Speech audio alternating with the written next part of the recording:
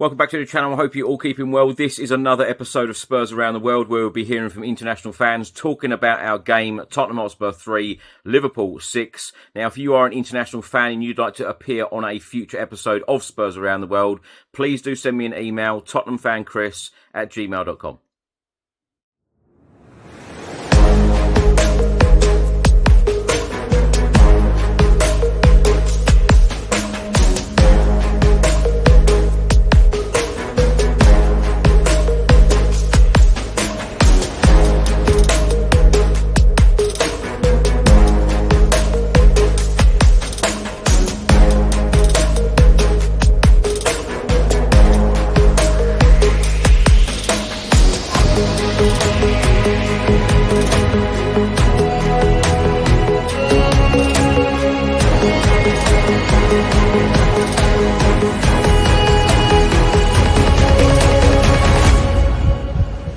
Hi Chris, hi Tottenham Hotspur FC faithful out there. My name's G Moore. I'm reporting to you from Brazil, my home. I'm actually English via Ibiza over to Brazil, but many years over here now. So just my report on the Liverpool game that sadly we lost. Kind of never that negative, especially now with Ange, but you never know what you're going to get, of course, especially with players out and fatigue and playing 3.6 days apart every single game. And for what's to come, what can you expect, or what can't you expect really, you know what I mean?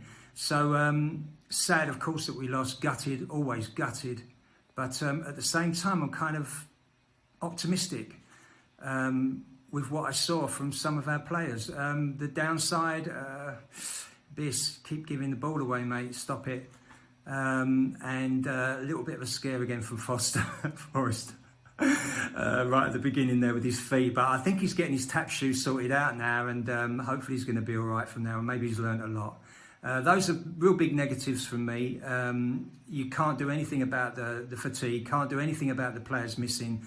I think Andrew's doing a sterling job putting players into positions that they're not used to, and for the first time in their life playing in the Premier League. I mean, let's take Gray for instance, what a hero. And even bigger superhero for me is Jed Spence. Brilliant, mind-blowing what this boy's doing. Once we got Kulu in the middle, I felt things had changed. But before that time, I think the changing moment of the match for me was when we got to 2-1, Madders put the goal in, there was this, I felt the kids was running away from themselves just a little bit, getting a little bit enthusiastic.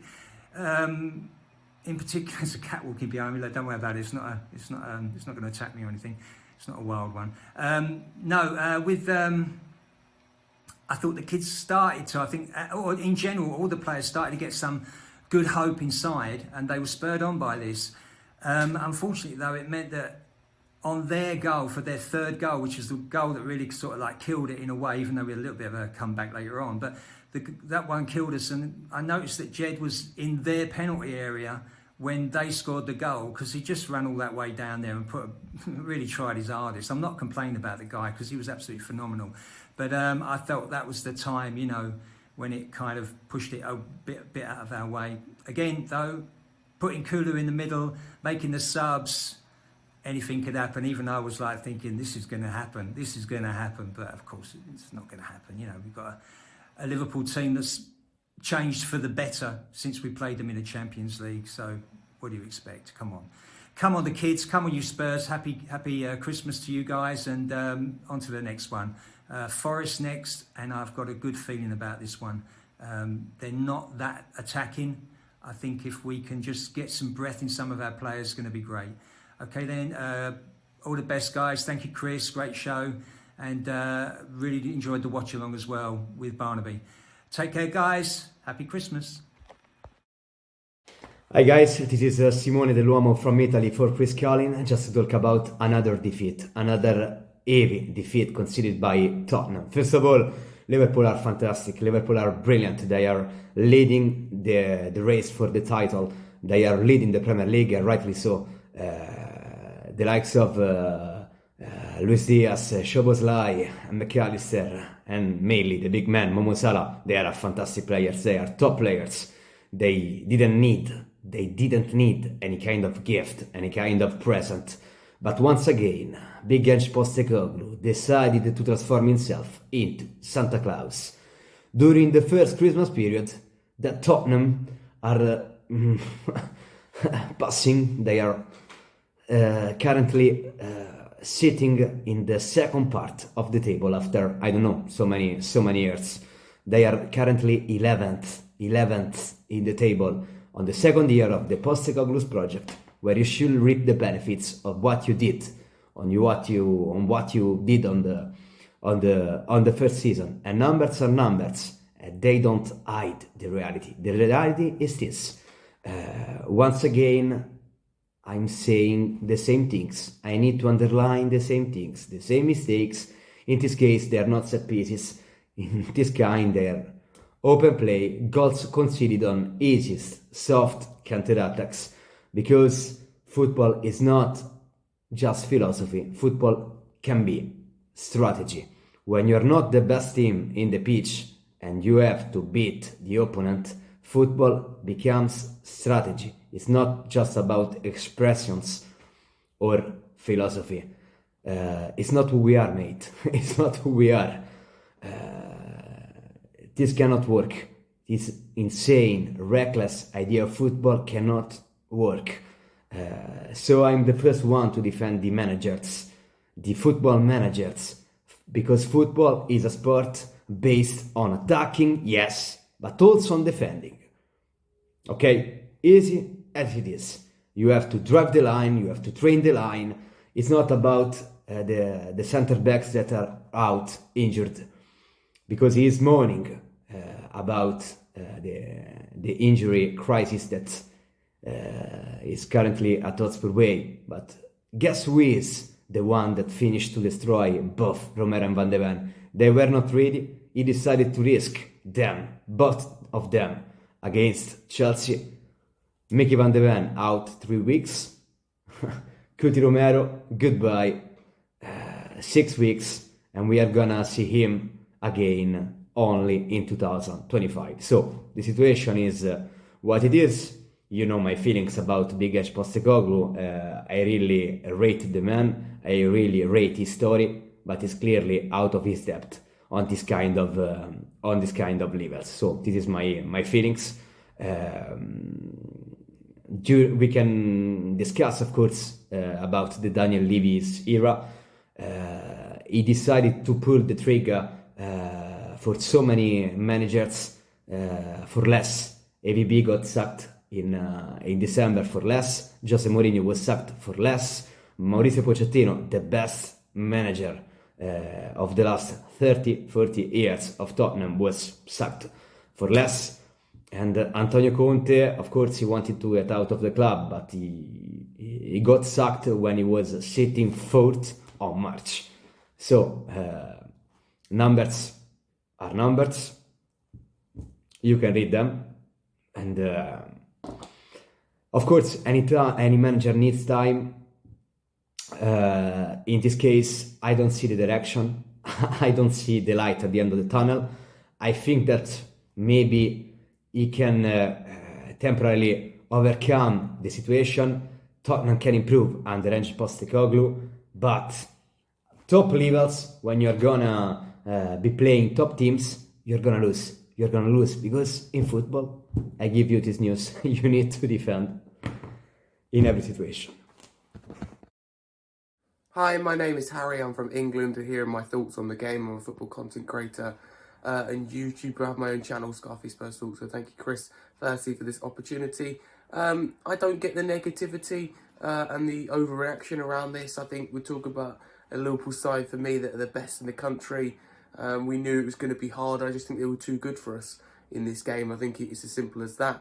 And when you go into the game with, well, I'm going to say 10 senior players out, because Doggy wasn't right, but 9 or 10, however you may see it, it's still out of 25. That's a big number unavailable. And I think if you give Ange the tools, you give Ange the players capable of playing the system, 3 times in 7 days. You give him that squad depth, and then I think we see a special team. I think it's as simple as that. So it was never going to be easy, but I look at the positives in this. We're the first team this season to score 3 past Liverpool, for example. A lot of people saying to Ange, and a lot of people frustrated with him, why not sit back, etc. But when you have only one available fit centre-back in Radu Dragusin, he hasn't exactly covered himself in glory in this game. I think he's a mistake for 2 or 3 goals and hasn't done really well, I don't think, since Romero and Van der Ven have been out. I think it's been a poor buy looking back, which is surprising. Spent a lot of money on him. Gray's done better out of position, but we've only got one centre-back available in Dragusin. You can't sit back and defend. You just put more pressure on your defence, and for me, you concede as many, if not more, goals than we did yesterday. So I don't buy into the Ange criticism at all. I think his hands are tied with what he's got. And yes, of course, generally needs to be more flexible. But I think his in-game management's good, so I don't buy that. So yeah, I'm not feeling that negative after this game. Of course, we need to start winning, and we've lost too many games. 8th loss of the season, 11th in the league. It's not good readings, but we knew it was going to be tough going into this game. What more did fans expect? We now need to move on and, full focus, if you like, turns to Thursday, Forest, in what is a must-win game, because the likes of Forest and Villa are slipping away. City, we got to keep up.